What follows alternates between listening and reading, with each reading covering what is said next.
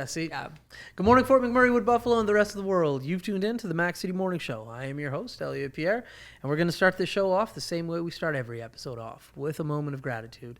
I know you could be doing a million other things with your time, so the fact that you spend it with us truly does mean the world to me, so thank you. And on that note, Tanner, hit him with the intro. How's she cutting me, loves? You're listening to the Mac City Morning Show.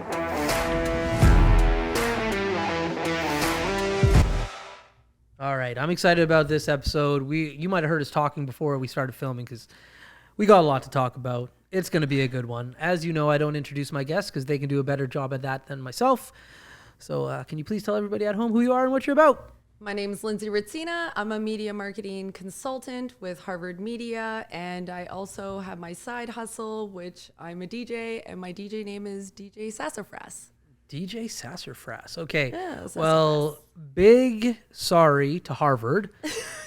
I don't think we're going to be talking about your current job. So at least we got it in right off the bat. You work for them. They're an awesome organization to work for. Wicked. Yeah, you amazing. love it there. Yes. We're not going to be talking about them anymore. Okay. So let's just jump into this last question last topic that we were literally just talking about. You used to be a flight attendant. Yes. Now, for everybody at home, we don't know each other. No. So we're learning right now. Very minimal live. conversations. Yeah, Yeah. Exactly. Just like, hey, how you doing? Yeah. Good. Hey, how's it going? I didn't know you were a flight attendant. Yes. Explain that to me. I was a flight attendant with Canadian North before I moved to Fort Oh. McMurray. So I've been living in Fort Mac now. It'll be 9 years in February. And before I moved here, flight attending for almost 8 years. Yeah. And that was like my profession. So Yeah. it With was Canadian North. Canadian North, yes. So Serviced all of the Arctic. that's what I wanted to know. Where do they got it. fly to? Yeah, everywhere. Like Yellowknife and beyond, Cambridge Bay, Kugeluktuk, Taloyak, Inuvik, Iqaluit, Pond Inlet, Grise Fjord. A lot of random destinations that I've been to the North Pole. I've done a ton of different chartered aircraft flights out north. It was awesome.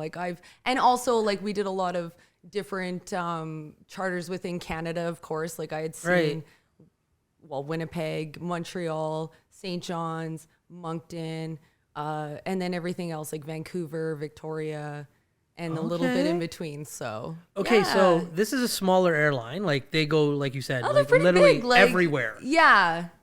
Because when I mean they're big, yeah. but they go to places there that WestJet and Air Canada don't go to. Yeah, we had kind of there was an agreement. So and also their aircrafts just weren't able to service the northern regions. So they just don't have the capability. Like That's the right. aircrafts that we were flying in were kind of older, but also had the durability to withstand the cold, the coldness. That's right. Yeah. So when you were going to these northern communities, when the plane would touch down, did they just pick up and go, or were you hanging out for a bit? Yeah, they more or less pick up and go, but there were times where you would end up kind of hanging out in some places. Yeah. And sometimes when I was on a Dash 8, they would be in such small places and areas where I would literally be picking up the phone and making phone calls to people saying hey, the aircraft's been delayed or we're early, so can you make it down here? I mean, yeah, it's kind of hilarious because now you're acting as the flight attendant, the agent, and then you're out there trying to make sure that cargo is getting loaded properly and all these silly other scenarios that you wouldn't think that you would have to be responsible for, but you are. So you're the only one there. Okay. Very cool. Yeah. So you did that for, like you said, 7 years. Yeah, 7.5 years. Yeah. Okay, but you were bartending at the same time? So what happened was I was there for 7.5 years. Yeah. And my husband, who also is in aviation, we kind of did a long distance thing. We were both stationed. I was stationed out of Edmonton. Okay. He was stationed out of Edmonton as well. And then all his, he gets sent. He's a helicopter pilot, so he gets sent to who knows wherever there was a flight or wherever he'd have to go. Right. And he was away for 3 weeks out of a month, come home for 1 week, go away for 3 weeks, come home for a week. Right. And we did that for 7.5 years. Oh, wow. And then near the 7.5 years, we obviously we like each other. So Yeah. we were something has to give and we have Right. to make a change. And a base pilot job came up in Fort McMurray, and Okay. he had done a couple of like stunts here in Fort McMurray and really liked it. And he, told me all about it. I already was servicing the oil sands and going to Albion and CNRL. So I had never really experienced Fort McMurray. So Right. I had no idea what I was getting into. But Right, he's right. like, well, maybe should give it a shot and like move out there. And I mean, I'm open to anything. I love traveling. We always travel, and I like going to new places and meeting new people. Right. And so we rented out our house in Edmonton, moved up here, and I mean, it didn't take long. Like, obviously, within a couple months that I knew this is for us. Yeah, Like the yeah. demographic up here, the median age being 31. The people, everyone always says the people, but it's true. Like the people Yeah. up here, there's none other, right? Right, The right, community, right. you just felt like this is where I belong, and Right. why didn't I do this sooner? So obviously, like I tried to do a little bit of commuting, selling my shifts. It didn't work out. And then within 2 months, I was like, nope, I'm done with that. So started bartending, Yeah. working my way into the system here and trying to meet people. And it didn't take long before my network just grew. Right. So I just got to know like most of Fort McMurray and Yeah. everyone who's everyone, and making all these connections, and then just feeling inclusive. Like right away, everyone was just like, oh yeah, like you have such like a spunk, and you're so exciting, and you have like all this travel behind you, but you've seen so many places and you've talked to so many people, so we need to hang out. And yeah, like I mean, there's so many different types of people here. That's right? right. So Yeah, for sure. yeah, I just love it. I mean, awesome. It was kind of like going on a world travel, but being in one city. Right, right, It's just right. it's crazy to me. That's awesome. Yeah. So you come in, you're in aviation, now we're working in bars. Yeah. When did you pick up the DJ component? So, okay. So my background, I guess, growing up, I grew up in Saskatoon. I'm from Saskatoon originally. Okay. And when I was probably in grade 5, Yeah. I was that kid who was not popular with the girls. I had all the guy friends. I was into sports. I played all the sports. Right. And my grade 5 teacher, she saw something in me and wanted to do something for me because I got bullied a lot. And so she put me on the news. So Okay. in Saskatoon, there was this like Kids City News. And Okay, very yeah, cool. so she goes, Lindsay, you've been picked to be on the Kids City News. And of course, I'm like, I don't know. Okay. I've been watching it. Right. Right. And there's always a feature student from different schools. So Right. as soon as I got put on that, it made me popular. And I came back to school and everyone was like, oh, Lindsay, she was on the news now and la, la, la. And then in grade 5, I started having more friends over. And from that, my, I guess like my friend base just grew. And Right. then having my friends over, I would always be the one to like play the music and know what music was the up and coming. Right. And then I got, I guess they were like, you should do the DJing for the school dances. So as soon as I was able to do school dances, I started doing all the school dances in grade 5. And then I continued on through high school. Oh, wow. Yeah, So this like, is like, you've been doing this for a while now. Yeah, This is like very I cool. mean, Okay. cassette, like it wasn't anything. I'm not, not- pulling out records and doing scratching or anything like that, right? Yeah.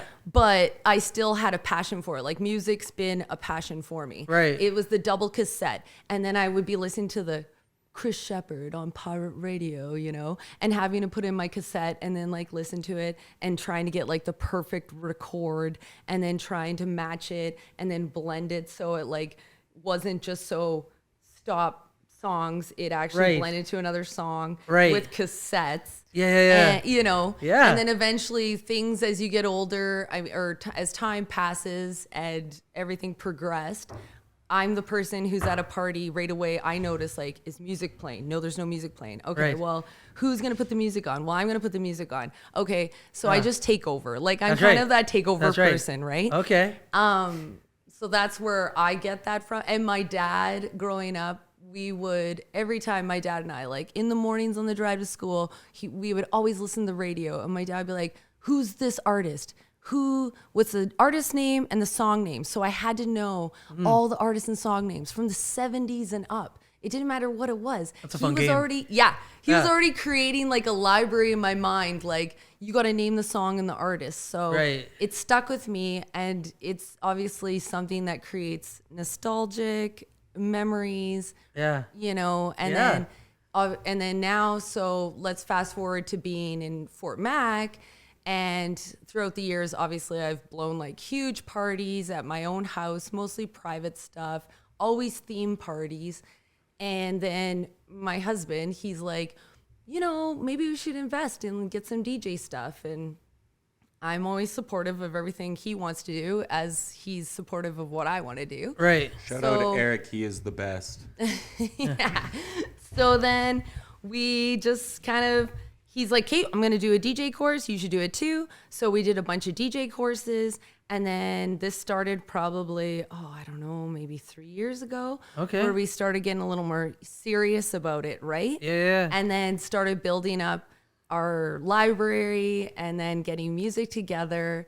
And throughout the times, obviously, I've had friends that are DJs and my mentors that have helped me kind of develop the way that I want to go and the kind of music that I want to play. Right. But it's not always what everybody else wants to hear. So you really kind of have to bend with what the client wants or what the crowd wants, right? It's not always what you want to play. And that's been a huge learning curve for myself, being a mobile DJ, because I can go at my house or I can go to a private party. And yes, I have the friends circle that I know that they love what I'm going to play, but it's not going to be the same stuff that if I'm going to go out and play at a public event.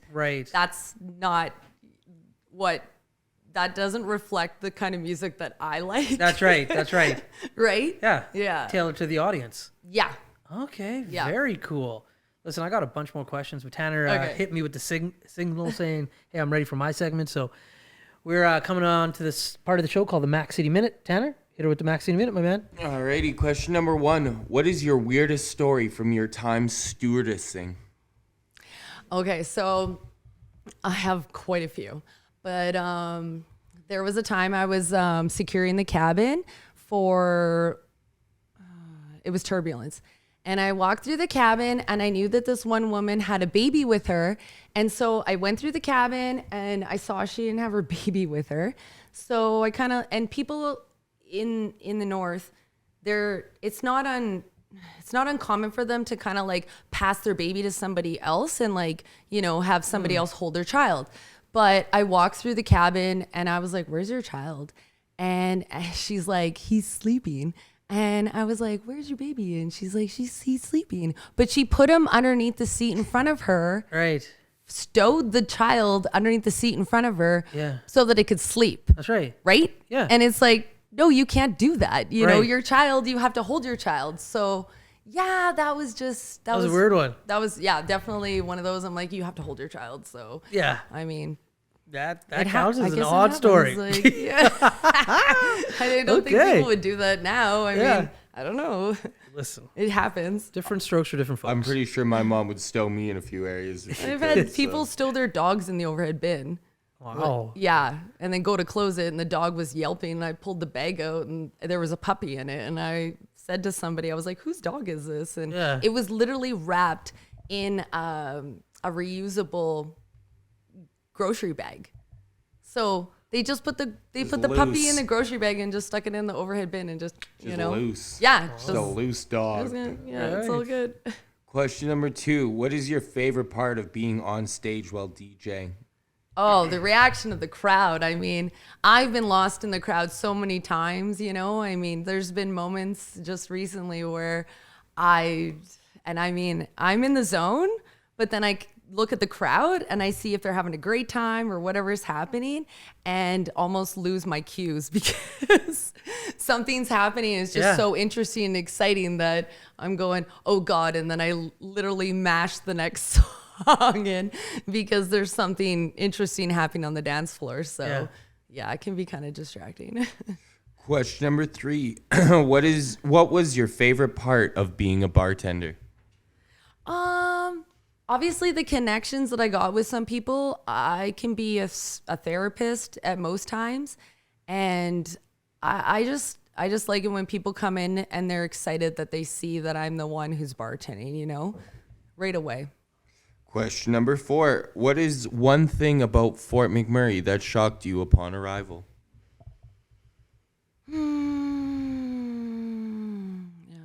Shocked me. That's a hard one. I don't know. That's If anything, scratcher. yeah, like I don't know if anything like necessarily shocked me because I didn't know what to expect. So I had zero expectations. I guess like just the inclusivity that they had. Yeah. You know, I mean, I've never lived in a small town. I've lived in some pretty big cities in my life. I moved from Saskatoon, kind of being a city girl there, lived in Calgary, Edmonton, Vancouver, and never being able to really find my way. So when I moved to Fort McMurray, just everyone being actually genuine, the genuosity that people have here.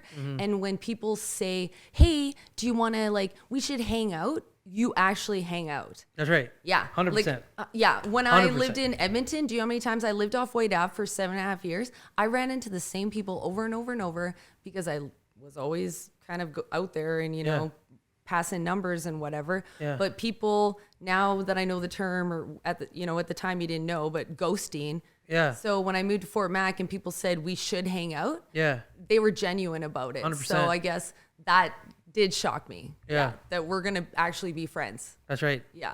There you go. And your final question. What is your favorite way to enjoy Fort McMurray?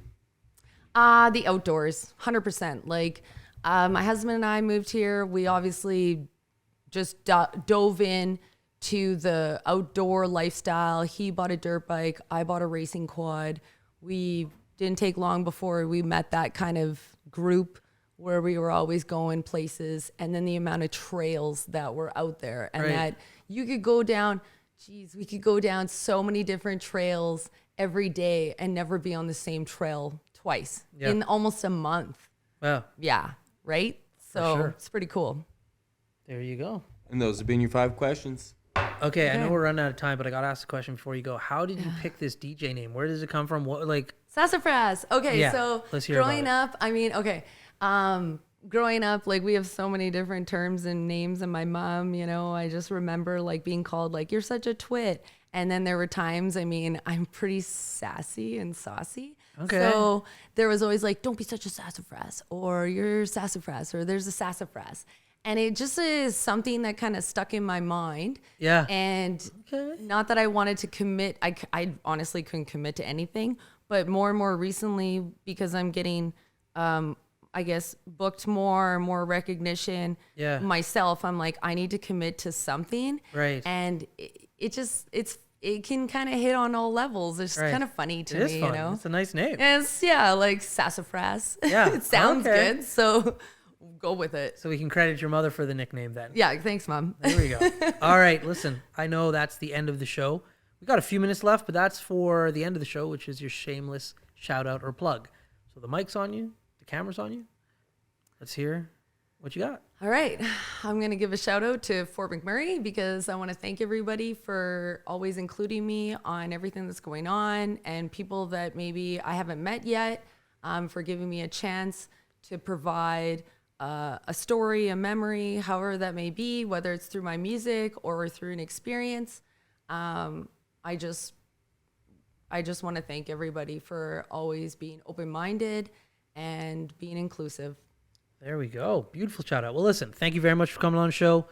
There's so much more I want to talk to you about. Obviously, they weren't a part of like the pre-filming, so please come back again. I have so many more questions. Thank you for being here. Oh, thank you. Thank you very much for having me. Awesome. That was fun. All right. Well, Fort McMurray, Wood Buffalo, and the rest of the world, that's been another episode of the Mac City Morning Show. Thank you so much for tuning in. It does mean the world to me.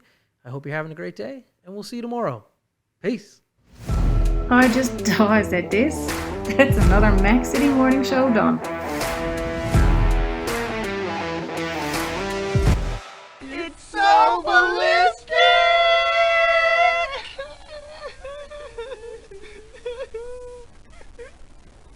quenching your ugly thirst.